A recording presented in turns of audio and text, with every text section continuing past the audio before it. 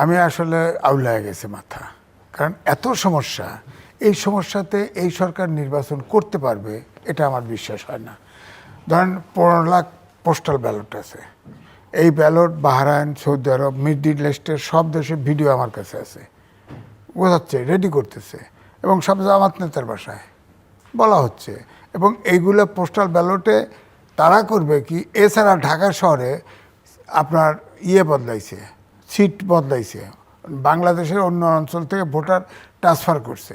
ধরেন ওদের তো হিসাব আছে জামাত ইসলামের, এই সেন্টারে এত ভোট কম, এই সেন্টারে এত ভোট কম, অন্য সেন্টারে যেখানে তার জেতার সম্ভাবনা নাই সেখান থেকে ভোটার এনে এখানে জড়ো করছে। তো আমার তো মনে হয় তারেক রহমান ঢাকা শহরে দাঁড়াইছে, সে তো খেয়াল করতেছে না তার ভোটও কোন পরিমাণ ভোট পাইলে সে ফেল করবে, ওই পরিমাণ ভোট ওখানে দিয়ে দিবে। তো এখন আমার কথা হচ্ছে, দেখেন নয়া দিগন্তে নিউজ ছেপেছে, বাসসে নিউজ ছেপেছে, প্রথম আলোতে একটা জরিপ রিপোর্ট দিয়েছে যে 10,000 ভোটের ব্যবধানে, সে দেখাইছে 10,000 ভোটের ব্যবধানে 30টা সিট হেরে গেছে। 10,000 ভোটের ব্যবধানে এখানে 15 লাখ ভোটার, জামাতের কথা বলছেন? হ্যাঁ, 15 লাখের ভোটের কি করবেন বলেন? 15 লাখের ভোটের যদি 10 লাখ ভোট এইভাবে সুইং করাতে পারে তাহলে তো 100 সিট জিতে যাবে বাড়তি। তো এই ভোট তো, এটা তো ইলিগাল, এই ভোট তো হতে পারে না, এটা তো একটা অবৈজ্ঞানিক। এটার সমাধান না করলে তো, ইলেকশন করলে তো কোনো লাভ হবে না। দুইটা কেস, একটা হলো একটা সেন্টার থেকে আর একটা সেন্টারে বাংলাদেশের ভিতরে ট্রান্সফার করে ফেলছে, আর আরেকটা হলো মিডিল ইস্টের প্রায় সব দেশ, বাইরে প্রবাসী যত ভোট আছে, ভোটের 15 লাখ ভোটার, এর 10 লাখ ভোট যদি সুইং করায়, এই 5 লাখ আর 10 লাখ 15 লাখ ভোট যদি আপনি 100টা সিটেই 150 সিটে আপনি দাঁড়েন, হেরে যাবে তো, 150 সিটে হেরে যাবে। 150 সিটে হেরে গেলে বিএনপি জিতবে কি দিয়া? ইসলামিক আন্দোলন বাংলাদেশ, তারা কিন্তু আওয়ামী লীগের ফ্যাসিস্ট সরকারের সময় ইলেকশন করেছে, সেখানে মিনিমাম 300 আসনই বোধহয় করেছে। হ্যাঁ, 300 আসনই করেছে, সেখানে মিনিমাম 5,000 ভোট, উপরে 20,000 ভোট তারা পেয়েছে।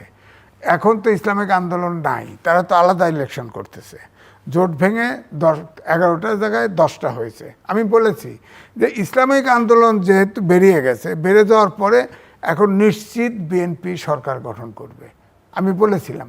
কিন্তু এখন পেপার পত্রিকা, বাংলাদেশের পেপার পত্রিকার যে অ্যানালাইসিস, তাতে তো এইটা যদি হয়, এইটা যদি এই পোস্টাল ব্যালট যদি বাতিল না করে, তাহলে তো ইলেকশনের ফলাফল বোঝাই যায়। আর এখন পোস্টাল ব্যালট বাতিল করতে পারবে?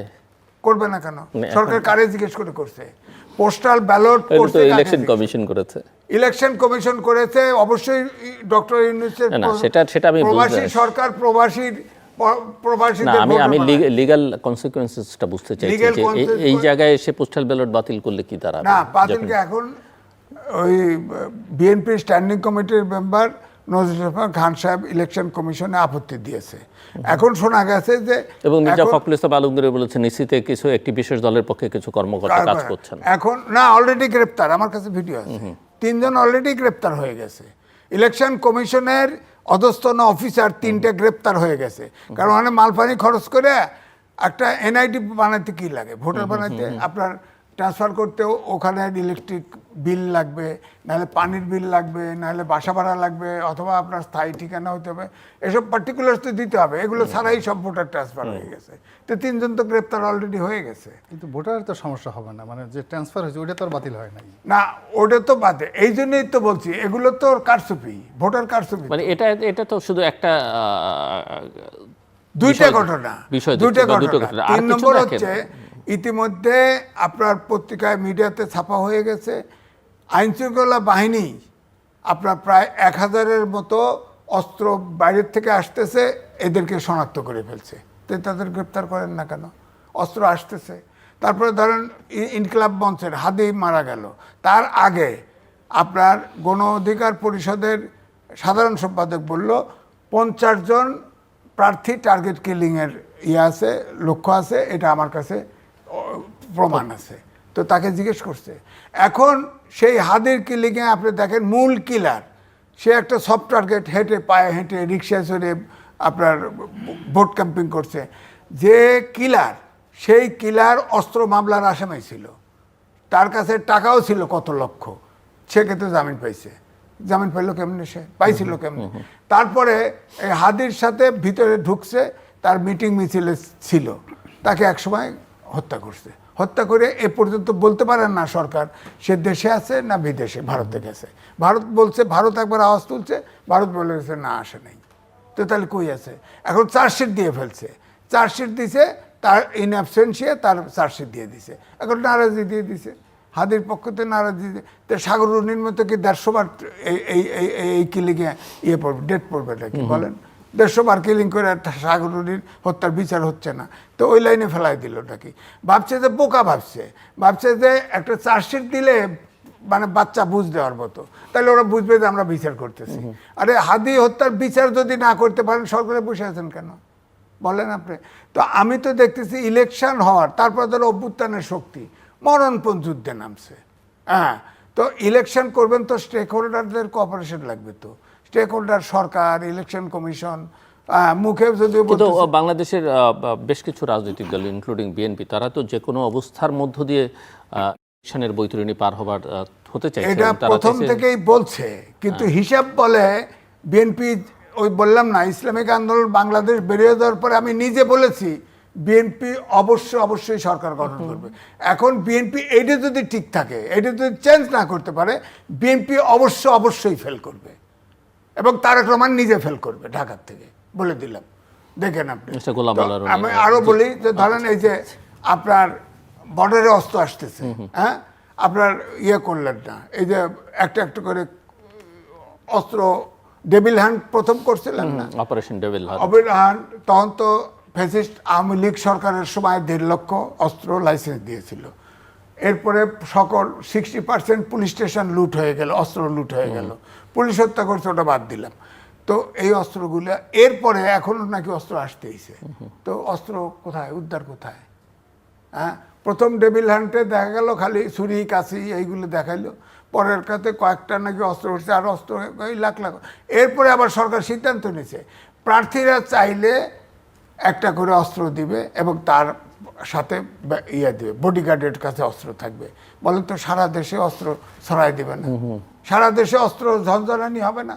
তো ইলেকশনটা করবেন কি করে? ধরেন এখন ওই যে জামাতের পক্ষতে নেতারা বলতেছে না যে কেউ যদি ইয়াতে সেন্টারে গোলমাল করে তাদেরকে অক্ষত যেতে দেওয়া হবে না, ঘোষণা দিছে। তো এখন ধরেন একটা ইলেকশনে ভোট হচ্ছে, ভোটের শেষের দিকে ধরেন 2.5 লক্ষ পুলিশকে ট্রেনিং দিছে, তার মানে 47,000 সেন্টার, তার মানে মোটামুটি 2.5 জন করে পড়ে পুলিশ, তার সাথে নেয় 3-4টা আনসার থাকবে, সেনাবাহিনীর থাকবে স্ট্রাইকিং ফোর্স, হয় থানা হেডকোয়ার্টার নাহলে ডিস্ট্রিক্ট হেডকোয়ার্টার।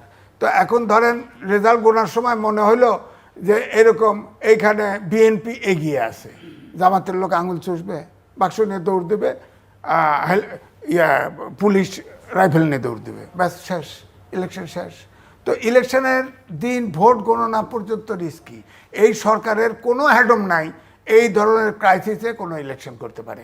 সুতরাং আমার বক্তব্য এই যে পোস্টাল ব্যালট যেটা বলছি, এটা হুট করে কেন করলেন? এই পোস্টাল ব্যালট তো ওখানে বিদেশি নাগরিকও আছে। আচ্ছা, নাগরিক ধরে নিলাম, ভোট দিতে পারে, প্রার্থী হতে পারে না, মানলাম। কিন্তু যে লোকটা বিদেশি নাগরিক, আমেরিকান নাগরিক, ব্রিটিশ নাগরিক, তার আনুগত্যটা কোথায়? বাংলাদেশে না ওইখানে? বলেন, আনুগত্যটা কোথায়? তো আপনি হুটহাট করে 15 লক্ষ ভোটার বানায় দিলেন, প্রবাসী ভোটার বানায় দিলেন। এই ভোটার আপনি ম্যানেজ করতে পারতেছেন না। এখন যার বাড়িতে বিভিন্ন বাড়িতে বিদেশে বাড়ির থেকে সব পোস্টার গাদা করছে, আবার তারা ভিডিও ছেড়ে দিতেছে, কথাও বলতেছে এখানে সিল মারো, এখানে এই মারো, এইগুলো আছে, তো ভিডিও আমার কাছে আছে, প্রমাণ আছে আমার কাছে। তো এগুলো ইলেকশন তারপরে এরা করবে কি তাদের মতো, কোন সেন্টারে কতগুলো পাঠাইতে হবে এখান থেকে হিসিব দিবে, যে এই সেন্টারে 5,000 ঘাটতি, ওই সেন্টারে 10,000 ঘাটতি, ওরকম দিয়ে দিবে। তারেক রহমানের সিটে 30,000 ঘাটতি, মার্চ 40,000, ওখানে গেল আউট। তো এইভাবেই তো রেজাল্ট হবে। তো সুতরাং এই পোস্টাল ব্যালটের সিদ্ধান্ত যদি অন্তত না দেয়, এটাকে বাতিল করতে হবে, ভবিষ্যতে হবে। এটাকে বাতিল না করলে কোনো ফর্মুলা, ওই বললাম না, রসুল খান সাহেব আপত্তি দিয়েছে, শোনা গেল যে ওই ব্যালট পেপারের চেহারা পরিবর্তন করতেছে আর কি। আগে যেরকম দিছে বিদেশে, ওটা চেহারা পরিবর্তন করতেছে। এই ক্যারিকেচার বন্ধ করবেন কি দিয়া? আপনার তো ক্ষমতা নাই। ভোট তো দিবে সেই বাহরেন থেকে, সৌদি আরব থেকে। ওখান থেকে আপনি কি করে চেঞ্জ করবেন? কি দিয়ে করবেন? যারা করছে তাদের ব্যবস্থা নেব। কি ব্যবস্থা নিচ্ছেন এ পর্যন্ত? 3 দিন আগে ইয়ে দিছে, কার ব্যবস্থা নেবেন? প্রমাণ কি? সুতরাং সব লেজে গোবরে হয়ে গেছে।